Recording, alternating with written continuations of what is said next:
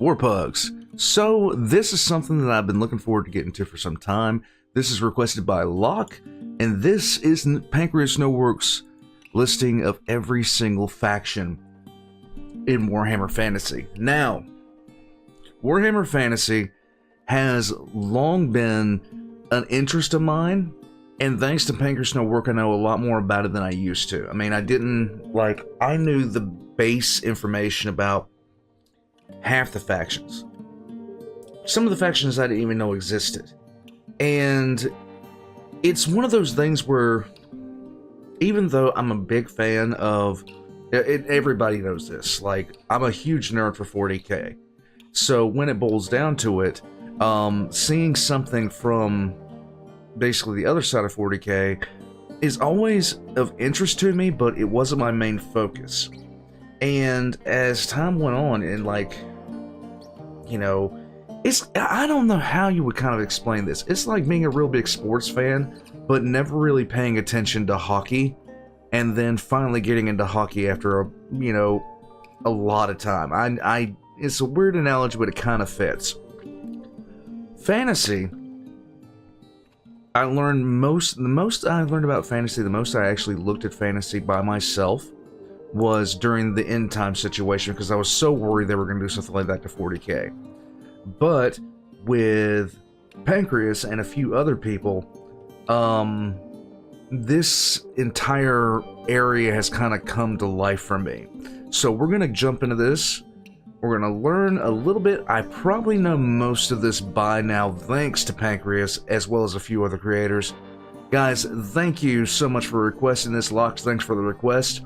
And we're just going to jump right into this. Let's get into it. All links are going to be in the description down below. Join the channel as a Patreon or a member. Let's go. Controversial statement. I like when people get into Warhammer. It's always a joy to have more people to play with and interact with in the hobby space. It's a new chance for me to try and convert someone, anyone, into accepting that the Eldar are actually really cool and interesting, and please, just for 5 minutes, stop saying elf bad. But speaking... I don't really do that. I don't think I ever really do that.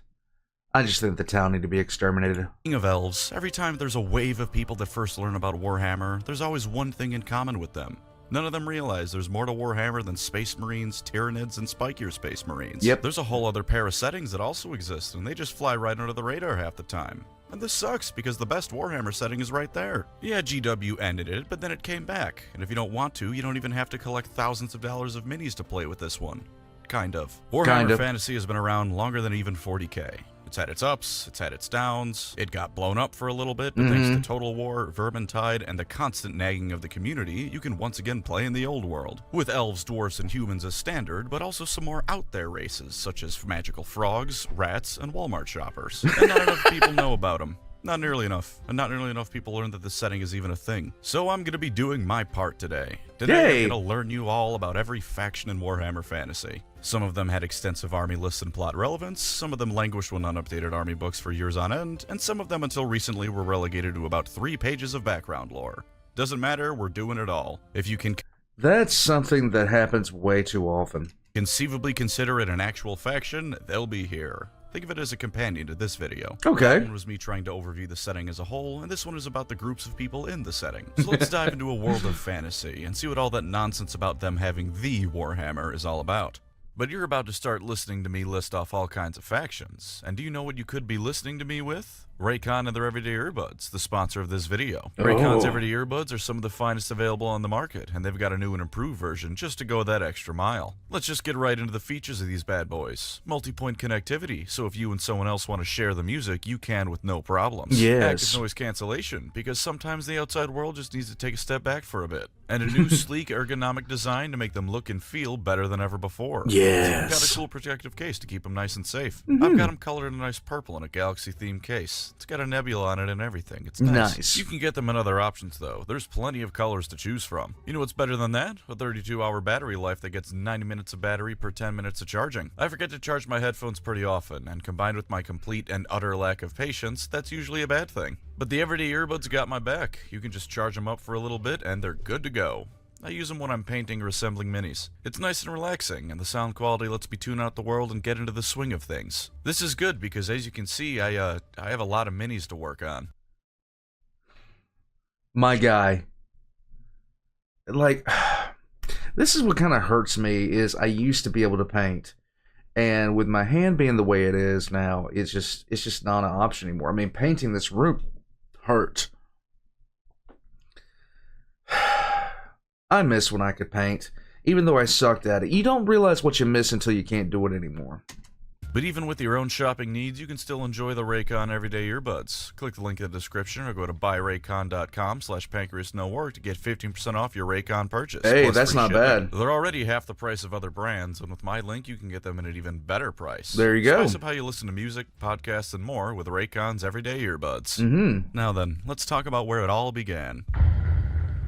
That's orc spelled with a C, by the way, not a K. Yep. But across the board, the greenskins of Warhammer Fantasy aren't that different from the ones in 40k, which is why we're starting with them. They like to fight, they're mushroom people, they're green. If you took an orc from 40k and put him in a greenskin tribe in Fantasy, he probably wouldn't be able to tell the difference. No. You might wonder why no one has a decent shooter hanging around, but he'd True. be content with his life regardless. Yeah. He might even be happier, because these orcs have characters like Grimgor instead of Ghazghkull. There are no thinking and tactics for Grimgor, only beating everything near him to death. The greenskins used to have some pretty different lore, being closer to D&D than anything else. They had half-orcs, and they didn't reproduce with mushroom spores. Then as time went on, that was moved away from, and eventually we came to where we are now in the Old World. That being that the orcs hopped a ride with the Old Ones' ships when they came to the Warhammer Fantasy world.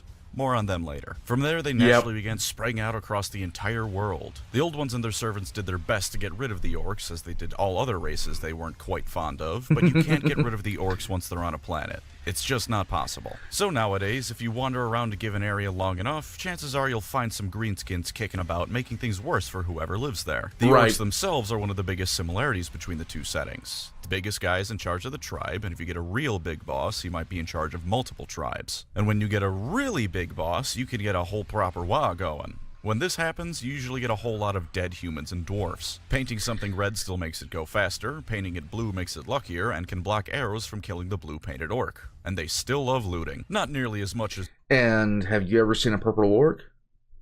Neither have I. in 40k, but you can always find an orc in a tribe wearing dwarf plate armor or wielding a human greatsword he grabbed off a corpse. They do have some more savage brethren who judge other orcs for using things like basic tools or digging a pit to shit in rather than just letting it drop where you stand, but aside from being a bit more magical, those orcs aren't really all that different. Where you get the biggest change, though, is with the goblins. See, in 40k, grots are an entire species of plot irrelevance to the orcs. You'll get one like Makari once in a blue moon who are allowed to be in the shadow of the spotlight of a far more famous orc, but the goblins in fantasy are an actual threat all by themselves. Yes. Sure, they're still cowardly and will refuse a stand-up fight unless they outnumber the enemy 40-1. Sure, they're still kicked around by the orcs and are used to do all the manual construction stuff. And sure, they're still slightly smarter than the orcs, so anything resembling any actual construction or research is done by them. But every now and then, not often, but every now and then, you get a goblin who's a cut above the rest. And when that happens, everyone's in trouble. The goblins are cunning little buggers. They know in a straight-up fight they're gonna lose, so they'll wait till the biggest orc around is sleeping and slit his throat, or poison his food, or convince him there's something shiny in a nearby cave filled with hungry trolls. And sometimes, if they're really insane, they'll overdose on literally magic mushrooms, and when they come back to reality, they've slaughtered every orc in charge in a manic frenzy. Now instead of a big green moron who just about knows which way is forward leading the army, you have someone like Skarsnik leading an orc army, a green little Sun Tzu who's gonna run circles around you and your entire military. Or you can get one that pretty much just lucks into the position, like Grom the Paunch, hallowed be his girth. Instead of being clever, he just got incredibly lucky and was forced to eat troll meat. Instead of exploding, which is normally what happens when you do that, he just kept growing alongside it. 3 things happened. 1, he got so incredibly fat he'd beat rival orcs by sitting on them. 2, he became a legend among goblins everywhere, the alpha male fantasy they all wish they could be. And 3, he nearly ended the world by sailing from the equivalent of the Middle East or Africa to the middle of the Atlantic and destabilizing the High Elves. If you like grots but wish they could, you know, do anything important ever, maybe take a look at the goblins. Their history really is... Seriously, one of the best books ever written was written from a 40k orc point of view, and it is legendary. Oh God, I need to find this book. It's on my Audible because I listened to it while I was working at this one warehouse. But my God, like people would look at me because I was laughing like a psychopath just at the sheer shenanigans of a couple of grots. Isn't anything special though, mostly because they're greenskins and what you see is what you get. Usually, they beat each other up. Every now and again, one of them beats up enough orcs that he convinces them all to go beat someone else up instead. This continues until that war boss is killed, and then the orcs disband and go back to beating each other up again. Some evil dwarfs like to use them as slaves, and when they tried to make bigger, stronger, and smarter orcs to use as slaves, they immediately learned why that was a bad idea when the orcs revolted. If you like being mean and green, you'll like the orcs. And one crucial thing I nearly forgot, they love to dance. Wurzag may be the prophet of the orc gods first, but he's a hell of a dancer second. Now let's get out of the realm of similarities and into some things fantasy really does different. Lizardmen. When the old ones showed up, the planet they arrived on was ideal for creating the ultimate weapon to fight chaos. Of course, they still had to create it, so to do that, they started by moving the planet closer to the sun to warm it up, which pissed off a lot of things on it, like the dragons. Speaking of, there were a lot of races on the planet that wouldn't really like to share the room with the old ones' creations. So to help them with the legwork, as well as get rid of all those fellas, the old ones created the Lizardmen. They also created most of the other playable races in the setting, so unless otherwise stated, assume all these factions started out as the test tube babies of the old ones in one way or another. The Lizardmen were not this ultimate weapon against chaos, although they were still pretty good at fighting. You know how I said the orcs resisted extermination by the old ones? That was just them who managed it. Everyone else fell under a tide of angry lizards, dinosaurs, or angry lizards riding dinosaurs. With that small little bit of genociding out of the way, the old ones set about making the world fit their needs. The Lizardmen were their chief assistants, and to be the best secretaries they could possibly be, the old ones made them in several different flavors. All of them with a dash of Mesoamerican cultures thrown in, because if you have the option to have Aztec lizard riding dinosaurs, you have no good reason not to take it. First you have the This Slan. is true. The Slan are the best wizards in all the world. They may be big fat toad people, but the first generation ones were the ones who changed the entire planet's orbit, moving around where it needed to be in space. Moving down the generational line, they did get weaker, but that's highly relative. Second generation Slan could only cause entire mountain ranges to suddenly appear at the drop of a hat. These were the Lizardmen who directly worked with the old ones and delivered their messages and will to the rest of them. Next you have the Saurus. Stupid people might think that since the Lizardmen are a Bronze Age civilization at best, they're not much of a threat. Then an 8-foot-tall monster from the Cretaceous period clubs you to death with an obsidian axe, and you find out just how the Saurus were able to depopulate an entire planet. These were the This generally is going to cause issues no matter what. An 8-foot-tall dinosaur wielding a club is going to create a problem no matter what setting you put it in. Generals of the Lizardmen armies. They were bred for war and only war. They're pretty straightforward, and all their characters have the same background of bred to kick ass, but this is Warhammer. That's a feature, not a bug, and to break it down to its simplest possible form. Next are the Skinks. They're little chibi gecko axolotl things that do to the day-to-day management of Lizardmen society. You need a building planned out or to do basic diplomacy, you send the Skinks. They're also skirmishers. When the trees start speaking great planese, it's the Skinks doing it. They've even got their own god all to themselves, Sotek. It was a bit of a controversy when he came around at first, but the rest of the Lizardmen seemed content enough to let him be worshipped. Finally, we have the Croxagores. They're alligator men. They build the buildings and gator death roll all over enemy armies. That's it, but that's all they need to do. When chaos first came and the old ones fled, the Lizardmen had to figure out how to not only survive, but continue the old ones' work in their absence, which they kind of sort of have been pulling off a little bit. They held off the invasion at the cost of almost all the first Slan and most of their spawning pools, turning them into a very numerically disadvantaged race. Not that this stops them from still sometimes rampaging across the world, but they are largely held up in the jungles of Lustria nowadays, also known as South America, because Warhammer Fantasy is just Earth if someone with really shaky hands drew a map of it. And if Atlantis were real. For isolationists, the Slan will spend centuries at a time meditating on the few plaques the old ones have left, and they really hate when tourists come to Lustria because it's usually to steal those plaques. They're all gold, you see, because gold doesn't tarnish or rust. Convenient for writing things down in a jungle, less convenient when all the warm bloods come to steal the shiny stuff. If you see a Lizardman army, you're either screwed because the Great Plan dictates your death, or screwed because you're somewhere they don't think you should be. Very simple faction, but again, that's a positive. Sometimes being dino-brained is the way to go. Yes, lizard. Also known as the Imperium, but not as awful. These guys are the default protagonist faction. They're the strongest nation of men in the world, and that's no meaningless boast here, because there's actual competition they have in that department, unlike the Imperium. They formed about France. 2,500 years prior to the setting's modern day, when a pretty cool dude named Sigmar was born. Sigmar had a dream, uniting the scattered tribes of barbarian into one unified nation of mankind, to drive back the darkness and bring peace to the land. He did this chiefly by beating up everyone who disagreed with him, but in fairness, most of them deserved it. If this sounds familiar, let me just remind you that this guy was here first. Plus, Sigmar realized that outright killing everyone just because they disagree with you is perhaps a bad idea that will lead to problems later down the line, so he settled for only beating them up. Sigmar didn't just beat up people, though. He also beat up a lot of orcs. Like, a whole lot of orcs. Yes. So many orcs that the dwarfs swore eternal friendship with mankind, because if Sigmar is so kick-ass, surely the rest of humanity can't be that bad either. You'd be Most surprised. of the tribes of man in the area, and you better believe I'll come back to the most later, and formed the Empire of Man. 50 years later, he just up and left. A little bit after that, he became a god, and the Empire soon worshipped Sigmar as the chief god of their pantheon. The Empire is pretty unique as far as fantasy factions go. Usually a fantasy setting will reach the medieval era, and then very explicitly never move past that for the next trillion years of its history. Right. The Empire isn't like that. When Sigmar was doing his thing, it was barely the Iron Age. The dwarfs giving them steel weapons every now and then was considered the height of technological advancement. Nowadays, 2,500 years later, the Empire has tanks. Good tanks? No. Look, for a Renaissance age civilization, tanks are pretty damn impressive no matter how good they actually are. True. They have factories, mechanical horses, and countless other things that make you wonder if the book you're reading was put in the fantasy section by mistake. They also have wizards who scam people out of $50 for the thrill of it, politicians who constantly need to be wrangled by the one competent guy in the entire government, and enough floppy hats to arm the entire Holy Roman Empire. Yes. They're still normal people, though. The three things that make the Empire great aren't genetically modified super soldiers, or lost technological secrets from a golden age, or even the direct intervention of their gods. It's guys with lances riding around griffins. I mean, I don't know what you're looking at, but this is just freaking awesome, okay?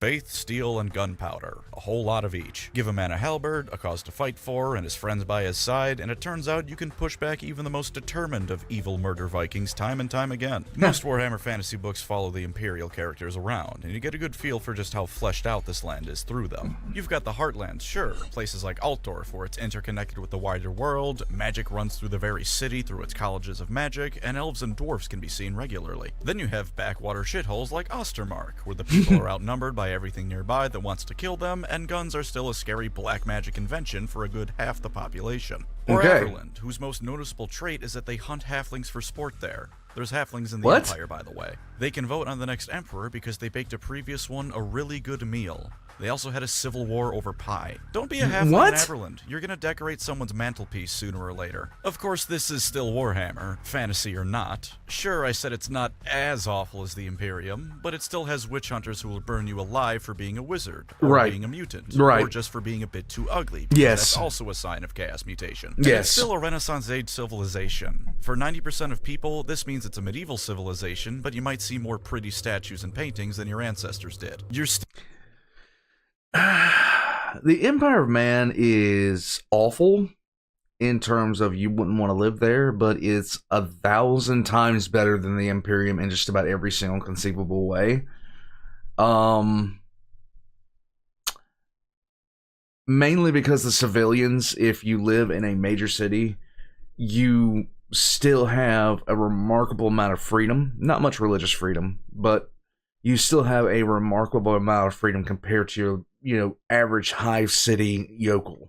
still probably gonna die of the water making you poop too much. True. They're bordered by the undead, beastmen are everywhere once you leave the city limits, and worst of all, they have people who have sex with horses for neighbors. The Empire is constantly on the defense, from orcs, from chaos, from beastmen, which are a different kind of chaos, and really anyone else who's feeling a bit bored that day. But the average citizen of the Empire will do their part to keep the hordes at bay, and at the end of the day, they did this for 2,500 years until the authors decided reality itself had to go, which is a pretty good track record. They're a human, relatable nation, like if the Imperial Guard got to actually be the main characters of 40K instead of Space Marine 9001, model on sale now for $60. It's grounded, with people having normal struggles, but also fantastical, with wizards and monsters being everywhere. They do have one ultimate ace in the hole, though, the reigning emperor, Karl Franz. Karl The best statesman in the Franz. old world, the guy who wields the Warhammer. You know the one, the actual real-life Warhammer logo? That's his, and he's very good at using it. He's the kind of politician who could convince you into giving him everything you own and leave you thinking you got the better deal, but also the kind of person who wouldn't do that to you. He's got everyone's interest at heart, and overall, this guy's the best emperor in Warhammer. Not Warhammer Fantasy, Warhammer in general. Kiss my ass, corpse worshippers. This one I can't really find myself arguing with this statement because the Emperor in 40k is an amazing douchebag in some regards. can walk, talk, and beat you to death in the name of the Empire. If you like relatable folk with a touch of the fantastic, Sigmar and his people have your back. But I did say most tribes are united by Sigmar. Unfortunately, a couple weren't able to be integrated for one reason or another. Let's talk about the one that I like first. Okay. Kislev. Kislev is all of Eastern Europe thrown into a pot and mixed to boiling until it coagulated into one Slavic specialty stew. And they ride bears. I don't know if you have a problem with somebody riding around a polar bear, but if they have a problem with you, only one person is going to have a problem before too long. They live in a frozen hellhole, which is also their country's greatest defense. They wear thick fur pelts. They have winged hussars. They also squat in the middle of a battlefield, because such is the natural state of the Kislevite. And vodka. Even the dwarfs and their genetically ingrained alcoholism respect the drinking skills of a Kislevite. Kislev's job in the setting is to face tank chaos invasions before they get to the Empire of Man, which they do pretty well. Half their cities are torn down in the process, but they're a hardy bunch. They walk into the winter snow, and when everyone occupying their land freezes to death, come back in and rebuild. Their religion is different from the Empires, and they view them as weak southerners, but the two nations are still staunch allies. Mostly because when the forces of actual hell are your neighbors, anyone else is going to be a good friend. This is true. By the Tsar or Tsarina of Kislev, because GW was worried you wouldn't understand which region this place is based off of. Many times, and indeed the last one before the world blew up, this was an ice witch, a handy person to have running your country when a raging blizzard is considered a mild day. You still can't play as Kislev in the old world, thank you GW for that extreme blue balling, but they had some pretty heavy redesigns, and a lot of the marketing for the old world did at one point feature Kislev. Here's hoping GW realizes that winged hussars riding bears is something people are interested in. Yes! Shame that sentence needs to be said. I don't know why anyone would ever need to be told that. An army of winged hussars riding polar bears is the most interesting thing I've heard in a month of Sundays. Blat. These are those people who have sex with horses. The French. When Sigmar was uniting everyone, they refused to join him, because obviously they were too good to join him. Did they have some super special magical secret, or a technology that could let them surpass the fledgling empire, or some other race in the whole? No, but they copied the elves' homework and are French, so they decided they were too good to shack up with a future god and went it alone. Bretonnia looked at all the cool advancements the empire was making, how it was a dynamic nation in a genre that usually gets to the medieval era and then freezes like it's going into cryo-sleep, and said no, we will not be doing that. We will be staying as medieval land. It is mandated by the government that technology will not advance, that society will never have any major upheavals, and that everything is just perfect the way it is. It's like that old decree the Pope made that declared crossbows were a blasphemous weapon, taken to be an entire society's philosophy. Yeah. Bretonnia is all about knights. Baby knights proving themselves, magical knights defending the realm and saving damsels, knights leading the country to further the goals and interests of the rest of the knights. Imagine King Arthur. That's it. Just imagine King Arthur stretched out to be a whole faction. Pretty much. Justification is that they saw high elf cavalry and just ran with the concept. Out of universe, it's just King Arthur and every medieval stereotype thrown together. You could, admittedly, say the same thing about the Empire and the Holy Roman Empire, or Kislev in Eastern Europe, but those are eras. I mean, they have the Lady of the Lake. What more do you want from me? In places fantasy writers don't usually copy wholesale, so they get a pass from me. Bretonnia is the land of almost every fantasy setting ever conceived since Lord of the Rings, and it shows. Unfortunately, they can afford to do all of this fantasy stasis, because an elf goddess is playing them like a fiddle. Their precious Lady of the Lake, also known as the Elf Goddess of Magic, chooses some super special knights to become Grail Knights. They sip from her chalice of bathwater, and when the now Grail Knight emerges, they're like supercharged D&D paladins. Bullets are an inconvenience, their armor is magically toughened, and their mounts never tire, so until the Empire invents the Gatling gun, they're able to keep being aggressive backwater dickweeds. In older lore they were tolerable, but in modern lore someone must have felt they weren't angsty enough and made them nice and extra oppressive. Yay. The peasants are honored if the noble allows them to have 3 pennies a week instead of 2, ladies who aren't magical are property because medieval times, and social mobility is a punchline. I hope you like medieval medicine. The Empire's medicine already isn't that great. Bretonnian medicine is the kind of thing that has a 300% fatality rate. And horses. Everyone everyone has a horse. Even the lowliest peasants have a horse that more often than not eats and lives better than they do. I like horses, but I don't like them that much. If you've ever been to medieval times and made that your entire personality, Bretonnia is a good faction for you. There you go. Because God is real and hates me, they're also one of the starter factions of the old world, so getting into Warhammer Fantasy nowadays is pound for pound fairly easily done with Bretonnia. In all honesty, pick them if you like them. It is on some level cool, because for as much shit as I was giving them for being generic and bland knights, knights are cool. There's a reason every 5-year-old wants to be a knight and not a landsknecht. I mean, for God's sakes, just trying to say that word is difficult. Oh god. The other army GW has refused to put onto the tabletop despite already having a direct hand in reworking them for Total War. Did you know there's a fully fleshed out Cathayan army book for GW developed? You can't have it because funds not allowed. It's basically China. This is a shame because Cathay is awesome. Dragons are also awesome. Cathay agrees because they're ruled by immortal dragons who the Cathayans follow at every whim. Fantasy China is a magical place and one of the few places in the entire planet that might not be a terrible one to live in. Every now and again it does what actual China used to do and implodes, and sure, those ruling dragons get along like all siblings do, i.e. barely at all. No. But in day-to-day life, not a bad place. And it always comes back together after imploding, usually after Mommy and Daddy Dragon come back to kick everyone's heads in until they start behaving again. It is, like I said, just fantasy medieval China. But that is a compliment. You know those terracotta soldiers? What if they were animated by magic and also 100 feet tall? Are you a 40K fan? Imagine if the Primarchs weren't utter morons and failures almost to a man. Imagine if the Emperor actually liked his kids. Because that's Cathay. Again, for reasons I will never understand, we don't have them yet in tabletop. But Total War does, and by God is it fun to play as Cathay. The Silk Road was prosperous in real life, and it's prosperous in Warhammer, so if/when they finally come out, prepare to show the world why China was for a good 1,000 years the most prosperous country on the planet. It's even better here, because this Great Wall has magical dragon ladies guarding it. Yep. Oh, Cathay is also near the countries of Nippon, Ind, and Koresh. Nippon is Japan, Ind is India, and Koresh is Southeast Asia. I'm not giving them their own spots because no one cares about them, and I can't bring myself to either. That's it for the non-chaotic living humans, but that doesn't mean we're done talking about humans. The next few ones just don't have a heartbeat. Or skin. Vampire These are the counts. bad guys Lovely. when chaos has taken a break.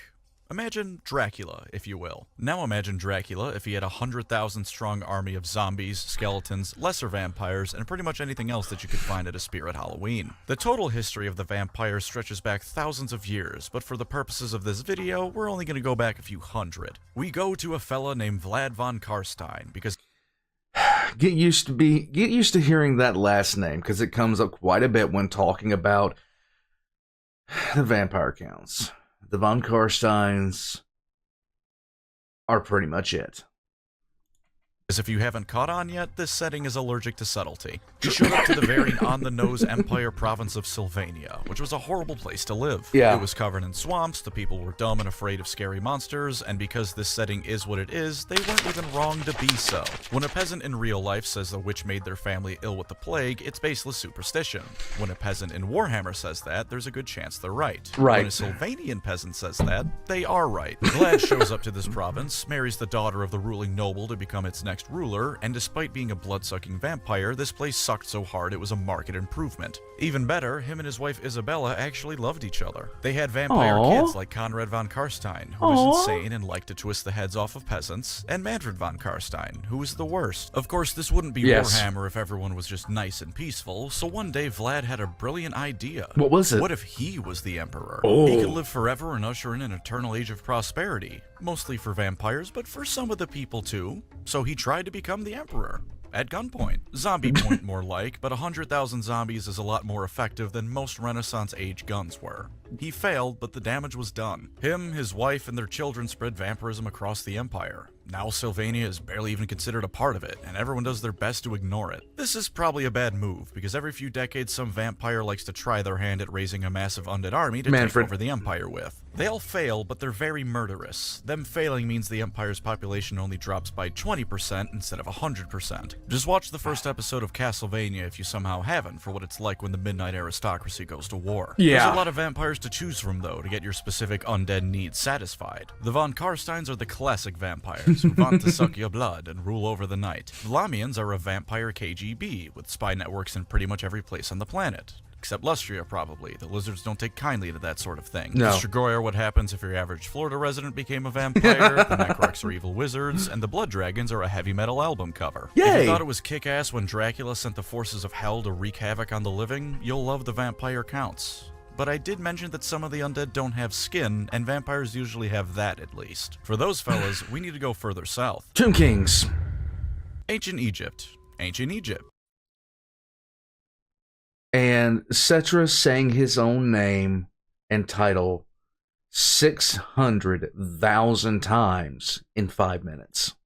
Ancient Egypt. You now understand the basics of the Tomb Kings. Once upon a time, thousands of years in the past, the lands of Nehekara were prosperous. They had regular contact with their gods, magical constructs to defend themselves with, and when they had a good king like Cetra, they would sometimes go on to conquer half the world. Then a fella named Nagash was born. And he was a awful. dick. This man was a monster through and through. Yes. He's really smart, though. Smart enough to capture dark elves and force them to teach him dark magic, which usually humans can't do. Smart enough to invent necromancy with what he learned. Smart enough to overthrow his brother, the king, and take over most of the land with his undead forces. And he's also quite powerful with his magic. He was eventually overthrown and cast into the desert where he died, but he invented necromancy. Death is a suggestion for him. Such is his power. When he inevitably came back, he discovered someone had stolen his research notes and used them to make vampires. He made those vampires his generals, and no, they didn't have a choice in the matter, and then decided ruling just Nehekara with undead wasn't enough. So he formed a plan to kill everyone in the region at once, resurrect every corpse on the planet, and take over the world with his World War Z undead army. Hooray! Part 1 of the plan went off without a hitch. It was only through the intervention of the Skaven, who I promise you will love, and the last living dude in the region, which kept most of Part 2 from happening. Then everyone in Nehekara promptly stood back up, realized their hearts were no longer beating but they were still standing, and things got messy. Imagine Game of Thrones before it became horrible, with all the political fighting over who gets to be king. Now Right. Imagine Game of Thrones if every single person who was ever the rightful king was now alive at the same time fighting over what was their throne. Not they believed it to be their throne, or they wanted it to be their throne, it was the throne they sat on once upon a time.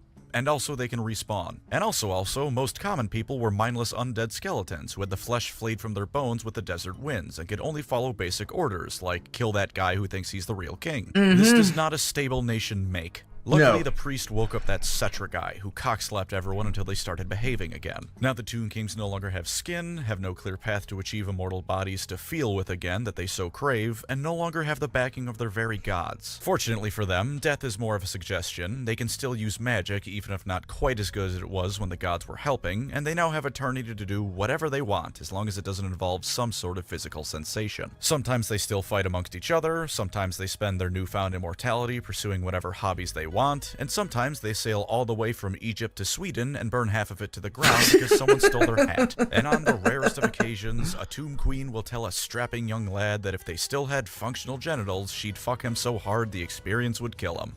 They're very fun. They're true neutrals at Yeah. the core. Some of them want conquest, some of them just want to find new hobbies, some hate the living out of jealousy, some don't care either way as long as they serve, and some go out of their way to find human members to recruit for their court because it reminds them of what they've lost. If you can think of a motivation, there's a Tomb King that has it. It's a very simple thing to know if the Tomb Kings are for you or not. Do you like the Mummy? Do you like Ancient Egypt? Have you ever wondered what it'd be like if the Sphinx came to life and started crushing people like Godzilla?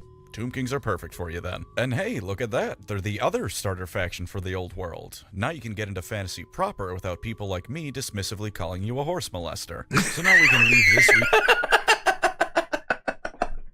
region of the world and indeed humanity, and I have forgotten 4 human nations that deserve at least a little bit of credit. Let's go. Tylea is Italy during medieval/Renaissance times, so it's thousands of city-states smushed into one country. Hooray. It's right next to the Skaven capital.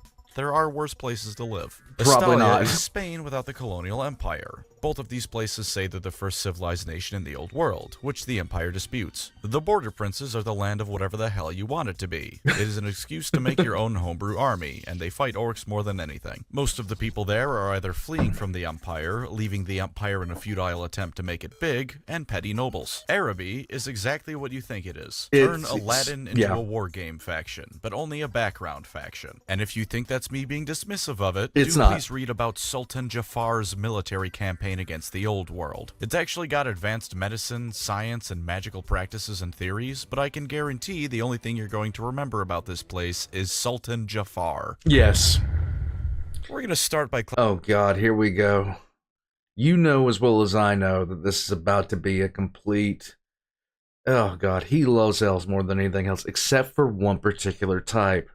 Ask him to tell you about Pelennor Whitestrake at some point. PancreasNoWork loves that guy.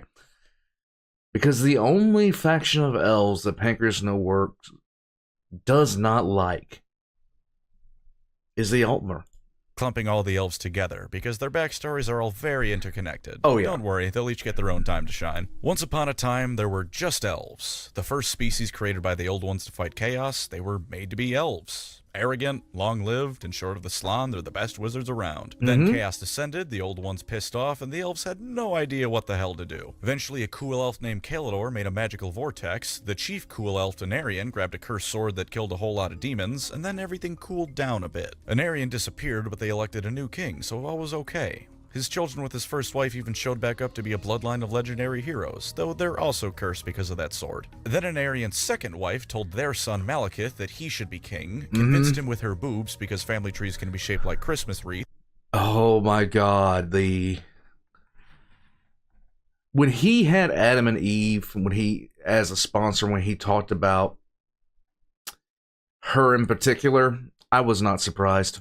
If you don't mind being a freak, and a civil war broke out. Malekith walked into a sacred fire to prove his worth, whereupon their chief god lit him on fire. Him and his mother kept trying to take over the home continent of Ulthuan. They nearly unmade it when they realized they couldn't, and then the newly formed Dark Elves were forced off of it to go live in Canada. The High Elves, those who stayed behind, once again got to rebuild the shattered remnants of their home. At least they still had their firm friendship with the Dwarfs, that's a good thing. Oh, wait, that one ruined too. Yeah. But don't feel too bad, the High Elf King ruined that one for them himself by being the worst. That one wasn't an unfortunate tragedy. He was a dickhead. self-imposed unfortunate tragedy. The Dwarfs and the High Elves fought Fantasy World War I, and it was pretty miserable for everyone involved. Picking a victor is sort of meaningless because both groups were pretty thoroughly wrecked by the event. Yeah. The High Elves had to return home when the Dark Elves began the first of many invasion attempts to retake Ulthuan. Some High Elves didn't go home and sheltered in a magical forest called Athel Loren instead.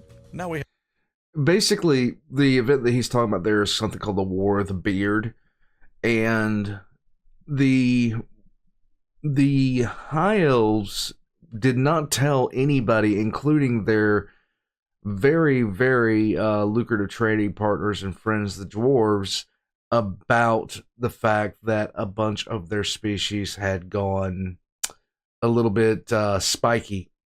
And caravans got raided. A dwarf was sent to basically demand compensation because it was elves that raided, and instead of doing what any practical person would have done at that point, what anyone interested in maintaining a relationship or anything like that, and just letting them know, hey, look, this is the deal, and maybe, trying to keep things smooth with their longtime friend and trading partner. No, the Elf King decided, this little stunty thing is yelling at me, so I'm going to hold him down and shave off his beard. And beards to dwarves are extremely important. It's basically who they are. So it's a step beyond dishonor. If you want to make sure a dwarf's great grandchildren will show up to piss on your grave, just nick their beard in a fight and they will be pissed. And that kicked off the War of the Beard. And the War of the Beard pretty much broke the dwarves and the elves at the time. It shattered both empires. And ever since the War of the Beard, the dwarves have not been able to hold off the greenskins effectively and continuously lost ground to them. And the elves stopped being quite literally the big player on the world stage that they used to be. We have our third group of elves, the Wood Elves. Cannibals. The Wood Elves are the easiest of the subgroups to No, explain. I'm thinking they sit in their magical forest Elven, and are insane. Sometimes yeah. people walk into the magical forest. It's safe to assume that unless stated otherwise, they do not come back out of the magical forest. Sometimes even if you come out of the magical forest, you find that 1,000 years have passed since you entered, and every single one of those years catches up with you as you age to dust within minutes. That Aside sucks. from that though, your first instinct might be that these are stupid, uninspired, lame D&D wood elves who love nature and harmony and trees. And in fairness, they do love all those things. It's just that these trees are 50 feet tall, mobile, have a craving for the suffering of mankind, and the wood elves will invite peasants to feasts to fatten them up for the forest spirits. They don't give a rat's ass about the outside world aside from how it might affect their perfect little lives inside the forest. Right. There are a few scattered enclaves of them across the world that are a bit friendlier, but the general motivation of the wood elves is getting other people to get the hell off of their lawn. And when the lawn can come to life and devour you alive, it's a pretty easy task to do that. They also gaslight the Bretonnia into thinking their goddess isn't an elf one, although as it turns out later on, the extent of the elven gaslighting goes even further beyond their understanding. Hooray. They're led by the avatars of two of the elf gods, naturally the ones that are focused on nature, because wood elf. The king likes Of to course. rampage across Bretonnia every now and again for funsies, and the queen sometimes says don't do that, sometimes doesn't care, and sometimes encourages it when she's in a feisty mood. They're not my thing, truth be told, but I can respect the idea of wanting to be left alone for all eternity. So if you too cringe inside a little bit whenever you get a text message or a Discord DM, these guys might be for you. I actually, for some reason, I thought about the Bossmer when I heard what else. So yeah, my bad. The High Elves are the ones that stayed on Ulthuan and remained much the same throughout. And like I said, the old ones sure as hell made them to be elves. Long-lived, magical, arrogant, and because they live for thousands of years, they're real good at what they do. Some of their swordsmen have been practicing for so long that they take into account the weight of their eyelashes when they swing. You're not beating that. And sure enough, the history of the High Elves is the history of them sailing out from their homeland to go stop most of the problems the world faces. They taught humanity how to use magic properly, they keep excess magic from saturating the world, and they have a habit of showing up just as they're needed to stop things from getting completely out of hand. There's a high elf who destroyed orc warbands that have been rampaging since the dawn of time and was so good at it that he gave the entire elven race a reputation amongst the greenskins for being good fighters. All of this because a fat goblin burned down his house. And of course, Teclis my beloved. Is there a 10,000 strong army of orcs, dark elves, or worse bearing down on you? Well, with a wave of his staff and a flick of his wrist, there is now a new crater. Yay! He's a real cool guy like that, and he's not even that arrogant. The flip side to balance this glazing session I've just done is that they do actually have weaknesses to go along with all that. They reproduce slowly, and in a wargame setting, that's the mark of death. Every death in battle is a hindrance, although at least compared to 40k, they aren't outright dying. They're on the watch list for being endangered rather than being endangered outright. And magic being so innate to them means that when something with it goes wrong, they feel it and are affected by it more acutely than most. Like when their magical queen is sad. Their entire homeland's climate is tied to her emotions. And like any living being that isn't a psychopath, she is sad when a great amount of her people die. So when Malekith decides today is as good a day as any to get 1 million people killed trying to retake his homeland again, it really sucks to live in the same country as her. They're also physically frail, which isn't the biggest weakness in the world, but you'll definitely notice it when an orc is bearing down on them. They've also got a bit of a species-wide depression thing going on too. When you live functionally forever, you get a long time to get a real feel for what the world is like. And as it turns out, this world kinda sucks. They just don't have time to recuperate from any of their constant losses. The world is in danger, the High Elves sail out to fix the issue, and then the world is immediately in danger again. Add on to that some more standard elven weaknesses, like their old age, meaning they don't always adapt to new things well, and you've got a race that has a bit of a deadline attached to it. Mankind is inventing guns, tanks, and more, and the elves think the bow and arrow remains the height of warfare. To their credit, though, they're damn good with that bow and arrow, especially when it's a magical lightsaber bow and arrow. And dragons. The High Elves are best friends of almost every dragon that isn't from Cathay. Dragons are scary in a fight, and let's be honest with ourselves. If a dragon declared your hometown to be the best thing ever and made sure to always visit and help out when it was in trouble, you'd have an ego the size of Mount Everest too. This Overall, is true. If you like elves, you'll like these guys. Even if you don't like elves or only associate Warhammer's elves with the Eldar, the High Elves' ability to actually put their money where their mouth is might win you over. And if nothing else, there's an elf character named Aletha Nar who skins dark elves alive because he just hates them that much. There you go. Overall, Michael Myers if he had pointy ears and special forces training.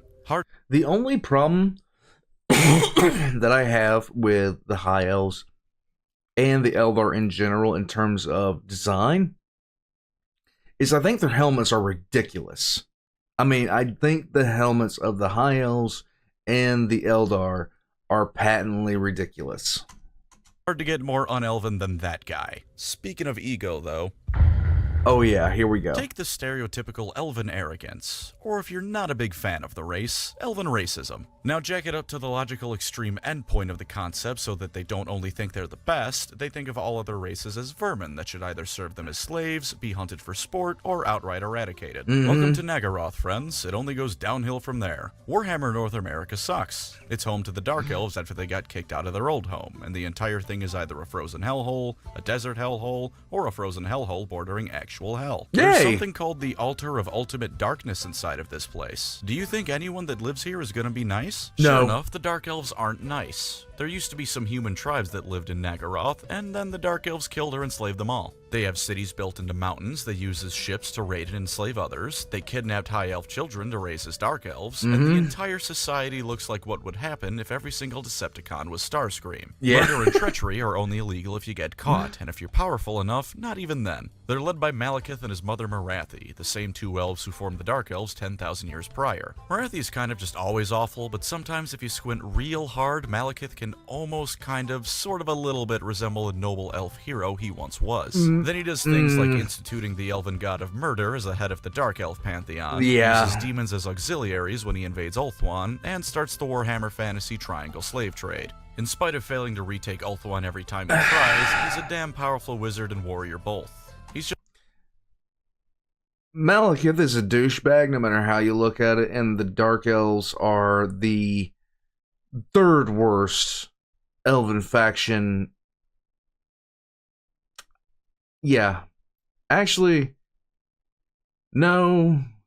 I'm trying to rank them because the Drakari are the absolute worst. The Drakari are probably the worst faction, period, in terms of pure dickishness.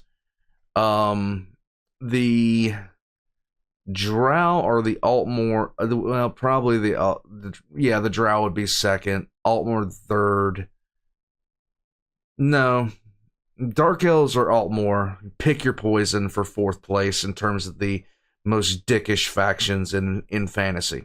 Just Darth Vader, actually. He's even got the suit of armor that helps keep him alive because he was severely burned. And who can forget his mommy issues? Although I don't think Anakin ever piped his mother, so yeah, let's just leave that be. There is no height of cruelty that Dark Elves don't aspire to. Acting nice gets you killed because it clearly means you're weak. Admitting you're a bit tired or injured gets you killed because if you were strong, you wouldn't be injured. So clearly you're weak and someone else more fitting should take your spot. They don't have as many dragon allies, and the ones they do are corrupted by dark magic, so they just grab whatever monstrosity they can find in the Midwest and put it in chains until it's time for battle. Much like their cousins in space, if you find you're about to be captured by them, it's probably best to just off yourself. They may not have quite as exotic measures of torturing you, but they make up for it with a real go-getter attitude in the field of human rights violations. There's a holiday called Blood Night. The cult of the god of murder goes around and kidnaps people to murder. They steal elven girls to be trained as witch elves like them, and they throw elven boys in a cauldron of boiling blood. If they survive, they get trained as an assassin. I don't think a concrete statistic has ever been given, but you can assume that not many people survive this. If you like being edgy, either ironically or because you think suffering is inherently deep, you'll like the Druki. I can already feel the viewer retention going down, though, from how long I've been talking about elves, so how about we move to their polar opposites? Yes! Elves The beard! are posh, regal, and always at least a little bit uptight. Dwarfs are brash, to the point, and consider sobriety a sin. While the elves of Warhammer have a few things that make them stand out a bit from the standard elf template, the dwarfs of Warhammer could fit in just about any setting with minimal issue. They like drinking, they like mining, they hate orcs, and getting them to compliment non-dwarf craftsmanship is like pulling teeth from an orc. They hate magic both because it's weird elf nonsense and because when the old ones made the dwarfs, they made them so opposed to magic their mere presence makes it not work properly. They love mining in mountains because that's just what dwarfs love. They do have three things that make them stand out, though. First is that it's pronounced dwarfs, not dwarves. Second is that these dwarfs are industrious little fellas. They've discovered oil and how to use it, and with it make helicopters, trains, and more. While humanity has galleons with cannons and the elves have either magical dragon ships or city-sized slave ships, the dwarfs have ironclads, submarines, and aircraft carriers. They hate using them because no proper dwarf would ever be happy with anything but solid earth under their feet, but they have them. They're slow to change to the point that anything less than 500 years old gets you complained at if you suggest using it, but at least some of them understand that the 20-barreled artillery piece is nice to have even if their ancestors might not approve. The second is that these dwarfs are the embodiment of the word spite. They're bitter that the other races won't just conform to proper dwarf ways.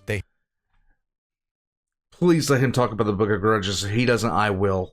Hate orcs and goblins for ruining their once great cities. They hate the elves for that war they got into thousands of years ago. War a of the war that Beard. ultimately started, mind you, because the dwarf diplomat forcibly had his beard shaved. There were some other factors leading up to it, but that was the final straw. The average dwarf doesn't know about the Lizardmen much, but they'd certainly hate them too if they knew the Slann were involved in shifting some mountain ranges around that destroyed a whole lot of dwarf holds. Yeah. Have you ever wronged a dwarf? Into the book you go, the Great Book of Grudges. Yes. Every single thing that has in some way wronged the dwarf race is put down in there. Most dwarf holds have their own personal ones for slight against them in particular. Some dwarfs have their own personal book. Even if they don't, they have photographic memory. If you've wronged them, they'll remember. It doesn't even need to be on purpose. A human town once shorted the dwarfs 2 coins by accident in exchange for some construction work. The dwarfs sent an army and killed everyone in it. If this happens to you and you try to seek some sort of retribution for this insane idea of compensation they seem to have, you're going back in the book for any harm you might cause doing it. They will spend centuries and entire military campaigns fighting wars to right grudges, and naturally anything that happens to them during these campaigns leads to more grudges. Right. Which leads to them trying to right those grudges, which causes more grudges. You know that saying about digging 2 holes when you set out for revenge? 2 holes is not nearly enough for the bounty. And who could forget the slayers? Let's say you're a dwarf, and you committed some seriously dishonorable action. Maybe your negligence led to other dwarfs getting killed. Maybe you fled at the height of a battle. Or maybe you just lost a bit too much money on a bet, or had your beard shaved against your will. In any of those cases, there's only one option available to you. Slayer. Kill yourself. Take the Slayer Oath and die in battle. There's no redeeming yourself in any way but death. There's funerals held for those who take the Slayer Oath before they even leave to find something to kill them, because for all intents and purposes, they've died and the message just hasn't gone through to them yet. If you want some great books that explore Slayers, Dwarfs, and the Warhammer world, read Gotrek and Felix. Read Gotrek and Felix anyway. Do it. Now. While the Dwarfs certainly have their work cut out for them, they've got some good stuff that makes them cool regardless. Dwarves, I don't typically like dwarves, but Warhammer Fantasy Dwarves I can rock with. They're insane, and I love insane things. They can't use magic like wizards, so instead they grab it by the balls and hit it with a hammer until it works perfectly how they want it to with their runes. The longer their beards are, the more respected they are, and there's even a military unit called Longbeards. If their beard can touch the floor, they get equipped with some of the best armor dwarf money can buy. They've got the finest weapons in the setting, the finest armor in the setting, and while they may be slow as all hell, if they catch you, it's game over. If you like facial chair, hate change, and despise other people for being different, take a look at the Dwarfs. Oh boy. Imagine dwarfs without that silly grudge ideology. You've committed a wrong and have to make up for it, but you can right it without causing your own death. And what's more, you can properly use magic. Fireball and lightning and all those other lovely spells you can think of. Without the shackles of tradition or even their own biology holding them back, they can produce wonders of both magic and industry. Unfortunately, they replace stupid grudges with one of the most horrific slaver cultures around, and they forego tradition to worship actual demons and dark gods. That's bad. Being able to use magic isn't necessarily a good thing, because it eventually turns them into stone statues. These are the Chaos Dwarfs, and they're horrifying in a way the more human followers of Chaos can only dream of being. Saying they take the best of the dwarfs is sort of overstating it, because the best of the dwarfs is their willingness to stand by both the letter and spirit of their word. They'll have your back no matter what. Plus, while their This is a faction I don't know that much about, to be honest with you. incredible stubbornness does hold them back from a lot of progress they can make and gets them into some stupid conflicts, it also means they're not only going to accomplish whatever they set out to do, but always stand by your side. That dude needs some serious eyebrow grooming, because holy god, look at that. Dwarfs say they're going to help you, they're going to help you. And if a human, dwarf, and elf are all fighting together, the dwarf is going to be the last one to break. The Chaos Dwarfs take these traits and have molded them in a way that is best suited to being an evil bastard. The craftsmanship of the dwarfs makes weapons, yes, but also architectural wonders and genuine pieces of art so good it can make a man weep. The Chaos Dwarfs make hell factories that are 2,000% efficient and make the most brutal weapons Chaos has to offer. They take the runic magic of the dwarfs and use it to bind demons into their weapons and armor. The demons aren't happy with this, but the Chaos Dwarfs are still dwarfs. They're so good at what they do that more often than not, the demons are powerless once the dwarfs get their hands on them. They aren't numerous, and they aren't even terribly expansionist, but when the Chaos Dwarfs do go to war, there's nothing that can truly equal it. The finest weapons and armor, just like the Dwarfs, only now bolstered with the power of Hellspawn. They even have the closest thing to a nice chaos god to worship, which give them all sorts of benefits. Wait, what? Shoot. Sure, he's called the Father of Darkness and is the god of tyranny and is overall exactly as evil as you'd expect from that, but he doesn't screw the Chorfs over. They want power, he likes it when tyrants are in power, so in exchange for them using their dwarf talents to enslave others, he gives them power. There you go. The most commonly seen use of Chaos Dwarfs is as artillery crewmen for the Hell Cannon unit, as well as frequently selling Chaos Lord's weapons and armor. This is because of both their isolationist nature and because they don't really have an army. They do have legacy rules for the old world, and they have had an army, unlike Cathay, but their status as properly playable is a bit all over the place. Still though, if you don't mind legacy rules and finding either old minis or third-party ones to use, you can feel the Chaos Dwarf army. So if you like the Dwarfs but wish they were horrendous in every way possible, check out the Chaos Dwarfs. Just get used to people calling them Chorfs. Not the most dignified nickname, that one. Ogres. The Ogres were the last race the old ones made before pissing off. They're resistant. And they are the race most likely responsible for inventing McDonald's. To chaos, tough unlike the elves, capable of changing things up quickly unlike the dwarfs, and are as ambitious and fluid as mankind. Unfortunately, the older ones couldn't quite get them to stop eating everything in sight, and never properly finish them before they left, or their homelands for that matter. When chaos invaded, the ogres were left unfinished in this state, and many became nomadic after they ate everything in whatever their first homeland was. They also ate the ancestors of the modern-day giants, who were a whole lot smarter, wiser, and powerful than the inbred alcoholic morons that giants are in Warhammer today. Things were made worse for them when they decided to migrate into Cathay, because the Dragon Emperor dropped a meteor on their homeland and blew it up. Now they had nowhere to return to, were still really hungry, and that meteor made a big hole called the Great Maw. It's a big hole in the ground with teeth, and the ogres throw food and people into it to get magical powers. They also worship a volcano and drink its lava to get fire magic. Wait, what? They do what now? Neither of the past two sentences were made up by me. I love this setting. They're vaguely based on Mongolia, but I don't think Genghis Khan ever ate an entire city's population. Killed everyone in it, sure, but I don't think there was...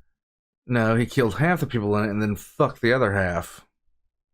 If you really want to know something, that man, Genghis was the horniest creature that has ever existed, bar none.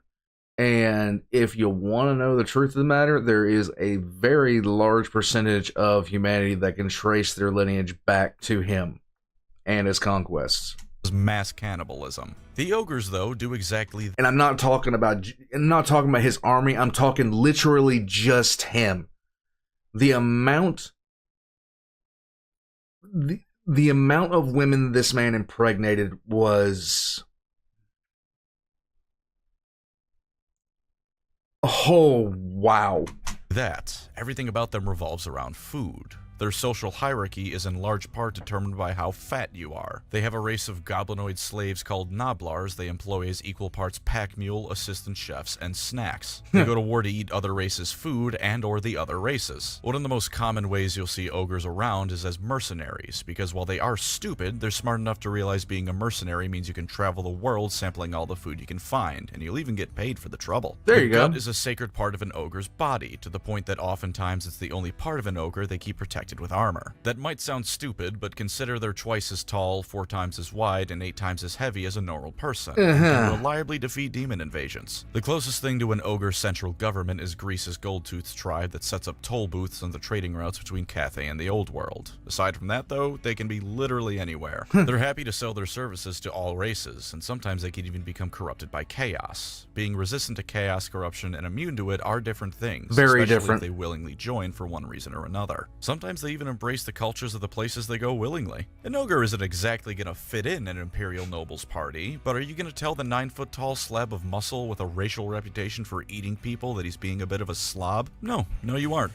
And if someone does, everyone at your fancy dinner party now has some rather gruesome entertainment, while your ogre guest has dessert. The Chaos Demons are pretty similar between fantasy and 40k. They're all servants slash bits of a greater god. Sufficient concentrations of magic can allow them to show up, and when a wizard messes up their spell, they can manifest that way too. They want to tear down the mortal world and bring ruin to the realms of man, elf, and dwarf, all that good stuff you can expect of demons. The only real difference is how they came about. In 40k, all the Chaos Gods have birthdays. Slaanesh has the most concrete one, but the other ones at one point very much came into existence. Warped timey-wimey cop-out garbage means they've also always existed, but I don't care about that. In fantasy, they have always existed, though. They're just evil gods who exist to ruin stuff. It's how it works. Chaos came about when they broke through the portals on each of the planet's poles when the old ones overused them to ferry materials and magic to their burgeoning creations. Other than that, pretty much the same, if with a small bit more emphasis on their positive aspects. Only a small bit, though. Khorne still likes war, Nurgle still likes disease, Tzeentch still likes scheming, and Slaanesh still likes degeneracy. Same demon units, same greater demons. Hell, most of the named demons are the same. Yes. Where they really shine and differentiate between settings isn't their followers. Let's get GW's least favorite child out of the way first. Let's go.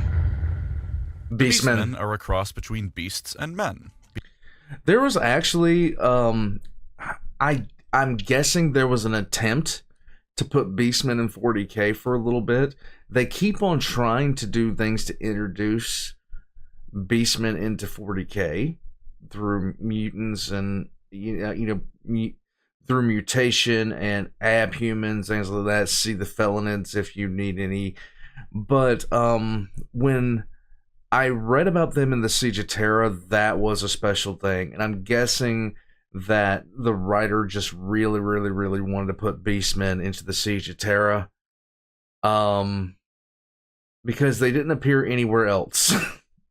Being born of chaos itself, the Dark Gods don't need to bribe them with gifts to ensure their worship. Unfortunately for them, this means the Beastmen rarely, if ever, get any gifts from the gods. They know they'll always have their worship, so they get the scraps the proper Chaos Warriors get. Given that one theory of how they came about is man and beast getting a bit too friendly with each other, I don't feel too bad for them. Don't let that fool you, though. While the nations of men consider them to be a nuisance for all but the most isolated towns, and the dwarfs view them similarly, the wood elves know the true danger they represent. In the forest of the world, millions of them lurk, and when they go to war, entire swaths of the country are trampled underneath their hooves. They defile nature with their every step, and won't stop their savage crusade until the civilized peoples of the world exist in a constant state of being hunted by their bestial overlords. No. At least that's what we're told in between lore blurbs of them being butchered like the cattle they look like. That is a huge no. But yeah, the Beastmen get stomped out on a regular basis. For the love of God, at least the Eldar are powerful on the tabletop more often than not. The Beastmen usually suck on tabletop and in the lore. I'm trying to be a hype man for the factions here, but while I wasn't for Bretonnia because I hate them, I'm not for the Beastmen because I pity them. For what it's worth, though, they are incredibly dangerous to the average person in this setting. Villages at the frontier of almost every faction are regularly under assault by Beastmen raiders, and when they gather in force, they'll be wiped off the map at a moment's notice. And since they're all part animal, they have incredibly sharp senses. If you get in a fight with one while you're traveling, it's already game over. You can probably take that one on, but the 20 or so more beelining it in your direction because they heard a fight is a different story. Right. The Beastmen are a savage race to the point that things like intact walls drive them to frothing rage, such as their hatred for civilization. All they do in their free time is get into brutal fights amongst each other, sometimes involving one challenging another for a position in the hierarchy, but usually just to assert dominance or for fun, hunt people, and drink. They do have some forms of worship for the Chaos Gods, and their shamans both help construct effigies and are actually revered by other beastmen as something above their common squabbling, but for the most part, they're every stereotype of barbarians squashed into one. Aside from those shamans, they have no desire to form their own culture, civilization, or cities. They just want to hunt like the beasts they are. The beastmen may be a bit of an acquired taste, but for what it's worth, I don't think I've ever seen people address beastmen players with anything but some measure of respect. While the beasts of chaos are no more, the OG beastmen of fantasy have returned to the tabletop. If you like the idea of being the savage force of nature that just wants to ruin, all the while being backed by the dark gods, the Beastmen might be for you. Just don't expect to win all that often. No. Part of the respect Beastmen players get is for sticking with an army that Games Workshop seems to hold in utter contempt.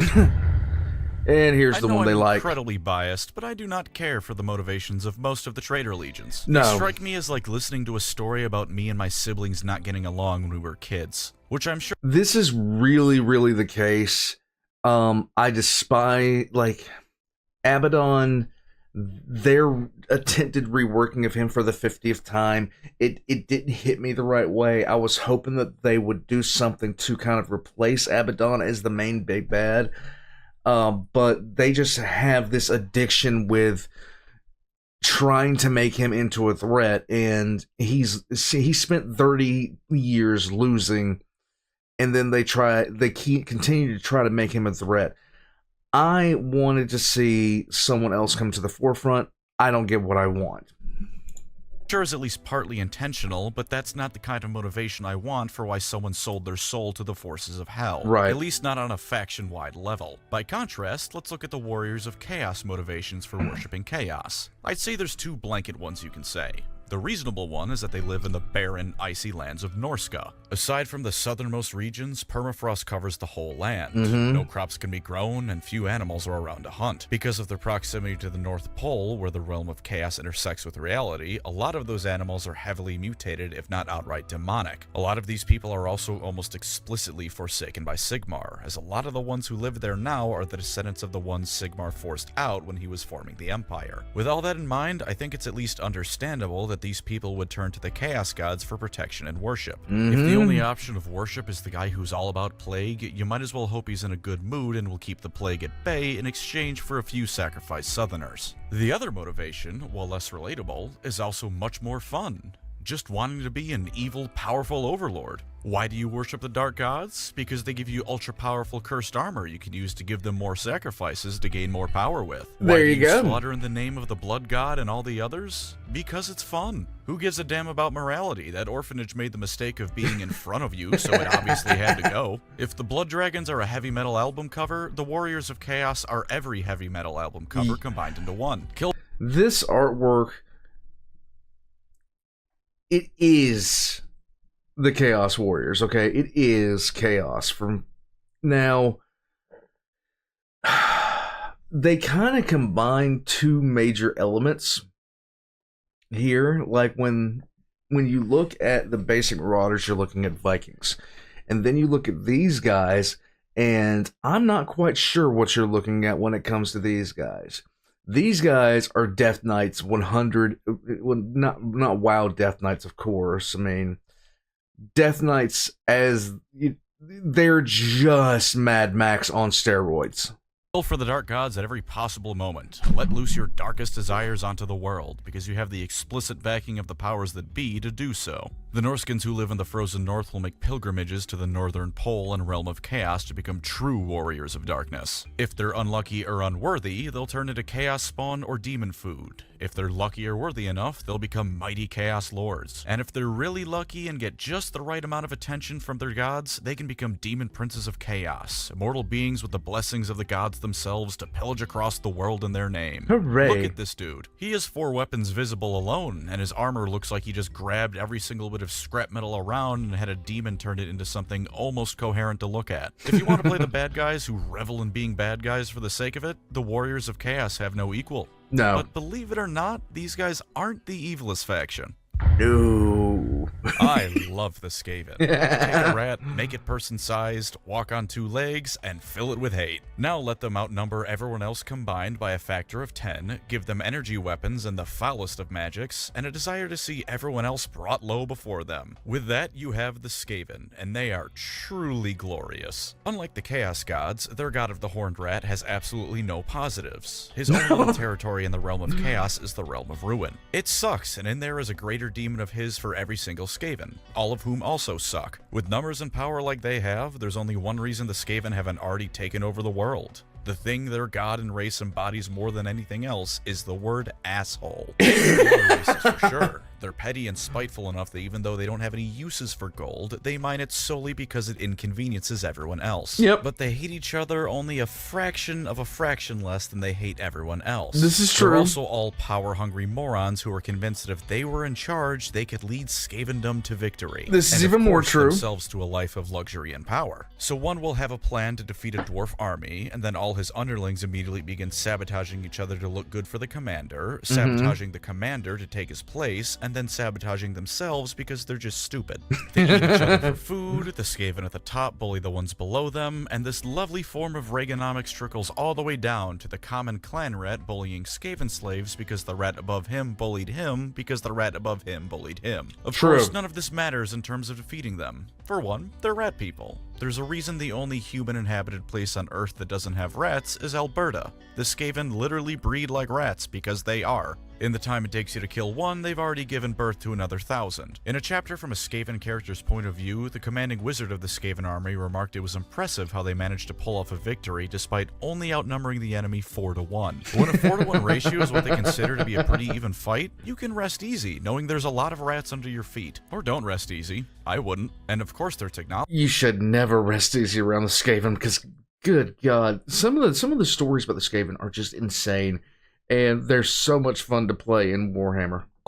It's the best in the world. They have nuclear weapons. Yeah. They burrow under the ground and put them under people or places they don't like, which is everywhere and everyone. The only places the Skaven don't have some presence on is Ulthuan, the High Elf home, and Athel-Loren, the Wood Elf home. They can't get to Ulthuan because it's a floating island continent that doesn't touch the sea floor. There's no ground for them to dig up under through. They can't get to Athel-Loren, meanwhile, because the ground itself is alive and actively hates them for trespassing. They'll send thousands of their slaves and basic soldiers to death in order to slightly soften up the enemy defenses. As far as the Council of 13 that rules Skavendom is concerned, 1,000 slave rats in exchange for the enemy losing a couple rockets and cannonballs is a positive trade. This is before they start firing at you with magically powered Gatling guns, throwing poison gas at you, and lighting you on fire with magically powered flamethrowers. Every single one of those things has the potential to break and kill the operators because the magic rocks powering it are incredibly unstable, and it just doesn't matter to the Skaven. Other Skaven killed or other potential rivals killed, and everyone else they kill is one less obstacle to Skaven domination over the world. That magical substance they use to power their weapons is a rock called Warpstone, by the way, and the Skaven covet it above all else. They use it to power pretty much everything that isn't manually powered by treadmills of slave rats. Other uses for it include using it to boost their magical strength, boost their physical strength, as food, and as a cocaine equivalent. All these things are true. The meme of the Skaven being stoners and it is not off by any stretch of the imagination. They will literally snort Warpstone.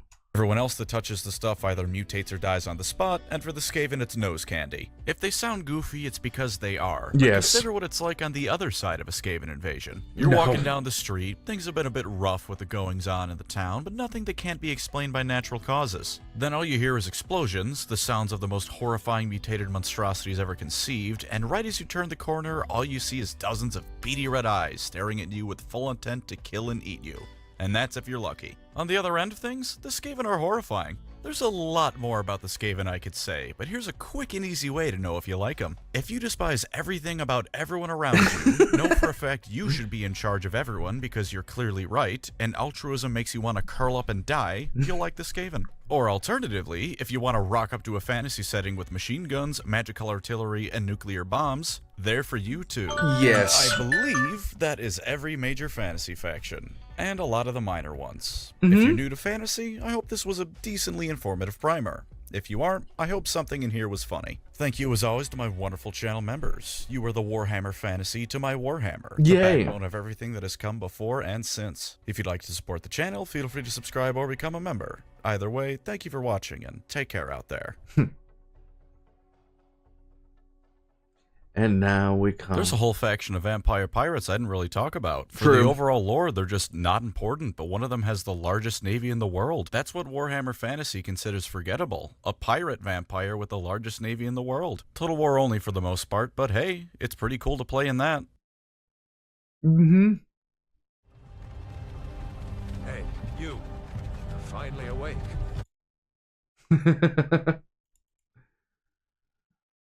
Warpugs.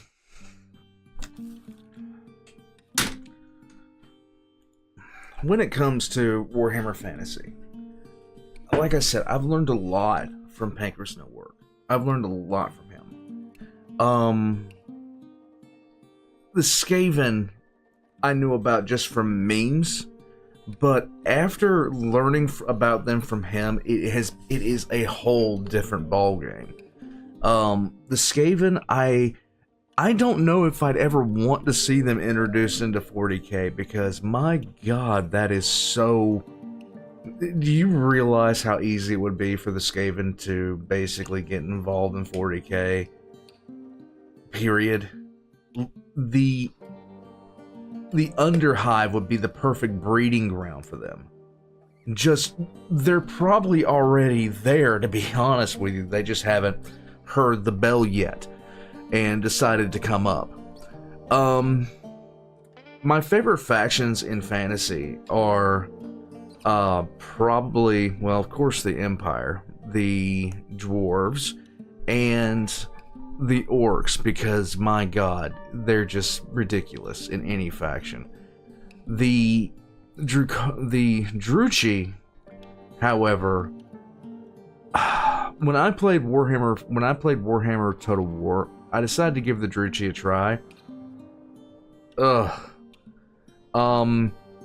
It is a bad person simulator cranked up to the maximum setting, because we got to get that economy going somehow, don't we?